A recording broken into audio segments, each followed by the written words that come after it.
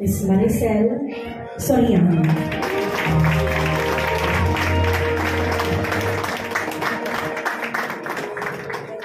Sa inyong lahat. Para sa marami sa atin, hindi ko ako kasi baka wala ako dito. Hindi kaya. Huwag naman, malaking bahagi ng buhay ang aking mga nanay. Dobrang swerte ko kasi tumayong pangalawang nanay ko, si Mother Lily.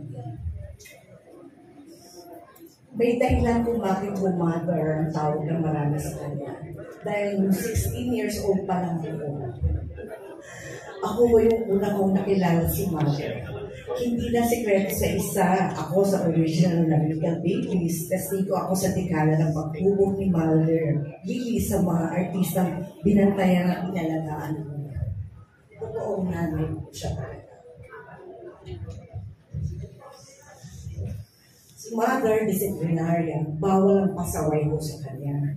Prangka, pag may mali ka, sasabihin niya. Pero number one cheerleader ko niya. Kahit siya, pagka maganda naman ang ginawa ko. Mamimiss ko yung pagkanta niya ng Maria went to town, Maria went to town. Lagi ko niya ako kinakanta ng ganun eh.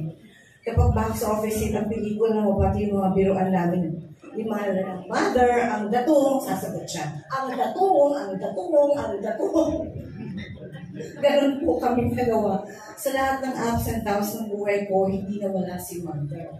Di minsan na hindi napagod magpayo, tumulong, makinig, hindi sapat ang pasasalamat para masuklian lahat ng ginawa ni Mother para sa akin. Kaya,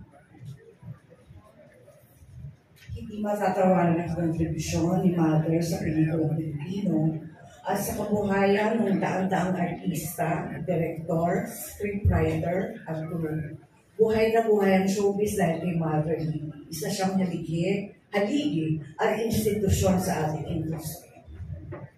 Isang mahigpit na yakap na Rosel, Dondon, Winston, Goldwyn at Sheridan. At sa lahat ng ating naulila sa pagkawala ni Mother, malungkot mag-isip na patuloy nating alalahanin ng good memories natin ni Mother. She is now home with God. Kaya, dapat mo maging masaya tayo dahil hindi mo siya nahirapan. Maraming salamat.